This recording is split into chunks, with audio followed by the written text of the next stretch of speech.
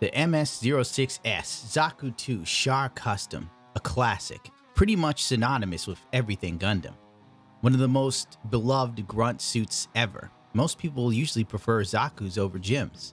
You know, I don't really have any preference when it came to grunt suits. I kind of like them all. Actually, I like Rickdoms, but that's a whole different struggle. This here is a 2.0 version of the Zaku 2, the much needed revision. I sometimes lament that Bandai hasn't made a 3.0 to match the 3.0 Gundam. What they could pull off now would be fantastic. This suit in and of itself is a little dated, but if it ain't broke, don't fix it, is the best way to sum it up.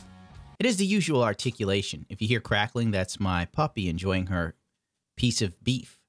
It is the usual double jointed articulation in the elbows and the knees and so on. As you know, I don't really pose the figures on camera, you know, fiddling with them, because the Zaku 2.0 does have its drawbacks. One, I find the plastic weak. The antennae or the fin can break easily. While recording this, I did break the fin. It sucked so badly. You have no idea. Thank God I have an extra somewhere. I just have to paint it. The hands on this model kit suck. They just blow. Attaching your weapons to it is nothing short of a test of your patience. Trying to get the bazooka in his hand or the machine gun is always just this big rigmarole. I'm glad Bandai ditched this design for the hands because it sucked. It blew dick. One of the hands is actually I forgot what name of it. I want to say Kotoki, but that's not right. The left hand is a third-party hand that I prefer using to hold the Heat Hawk. Because of the limitation of these hands, which you can make individual fingers if you take a razor blade and cut them up. I'm not in the mood for that sort of crap, you know what I'm saying? Sitting here trying to cut the fingers loose. I'll just put on a far better articulated hand and call it a day.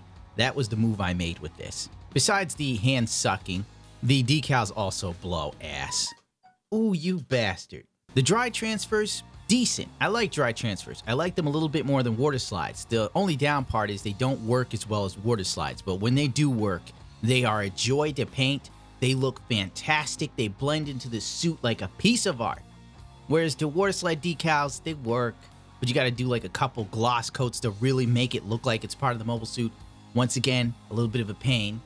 And then there's stickers. Stickers are the absolute worst. I tried to limit how many stickers I used, but it was a bad move. And this is the second kit I ever painted, by the way. So you'll notice that there's not a great transition of color, giving tones and light shades. It was a mistake I made at the time that I don't plan on ever repeating again. The detail in this kit, pretty good. Actually, the older kits have a bit more detail than the newer Master Grades. I love the fact that you have like a nuclear reactor on the inside of the body that you'll never see unless you take the Zaku in half. But the fact it's there is really cool, actually. It's kind of like that little extra pièce de résistance. You know, you don't get that with kits today. They don't go that extra mile. There are even some details inside the inner frame parts that would probably be fantastic to paint, but you'd never see them. The elbows, that's another bone of contingent for me. The black elbow pieces, they pop out so easy, it's not even funny when trying to pose this guy. Before you know it, it just hits the floor and you're like, why did this fall? And the only option you have is to kind of glue it in if you really care that much. But since I painted the frame, I'm not taking that sort of chance. On top of that, since this kit usually just sits in a glass case, there's no need to go to that extra mile because I don't fiddle with kits. Oh, I forgot to mention that sometimes the snout breaks pretty easily on these kits. So if you're heavy-handed, be careful with the snout area, it'll break. The tubing for the kit, when it comes to the waist and the faceplate, always pops out of place. Whenever I mess with it, it pops out. It's a real pain, it's a super hassle, and this could be a real deal breaker for anyone who likes to fiddle with their kits quite often. Since I don't do so, not a problem for me. But if I was doing stop motion animation like I see some dudes do on YouTube, I could see myself checking myself into like a mental ward for all this sort of agita it will cause me. The leg tubes, a lot of people say they pop out for them. Never had this issue. But then again, most people say that don't paint their kits. I, on the other hand, do. So once again, I don't know that sort of struggle. Overall, even though this suit is old, this kit is a bit dated, and you know, Bandai keeps rehashing it with different color variations, it's still a great kit. Thrusters are quite cool, maneuverable, articulated.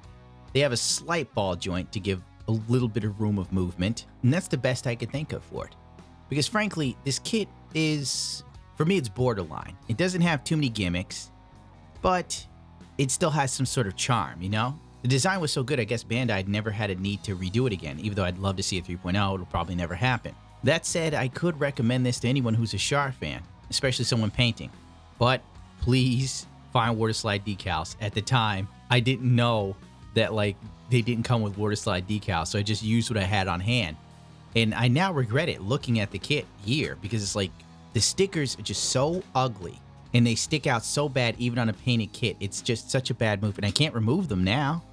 Because if I do, then I'll rip off like a layer of clear coat. It would just be such a hassle. But I guess, you know, live and learn. The Heat Hawk comes in a very generic purple color, and this suit is actually pink, but I took the liberty of painting it a custom sort of red. I was trying to match the Zaku Char had from the Origins anime, rather than sticking to the pink Zaku, which I probably should have done just for nostalgia's sake, because most of the time I enjoy painting kits in their original color schemes, simply because I liked seeing that kit or that mobile suit in whatever piece of media I was checking out.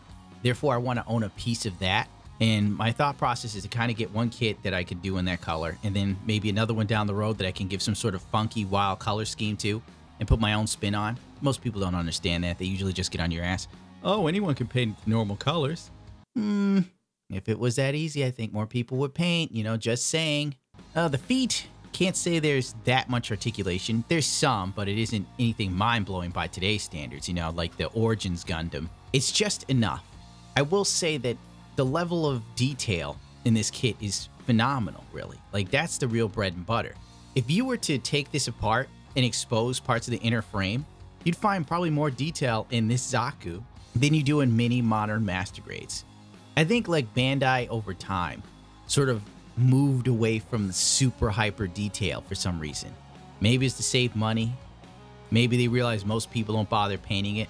I mean, if you look at the perfect grades that originally launched back in the day, like the GPO2, look at all the crap that came with it. All the detail, the nuance is insane. Then you look at like perfect grades now and it's kind of like, all right, they're still a perfect grade, but they don't have that over-the-top wacky detailing. Even on the inner parts of the armor have like panel lines for you to fill in and paint. It's just a lost art. Maybe Bandai also realized most people don't show off the inner part of the outer armor, so who knows?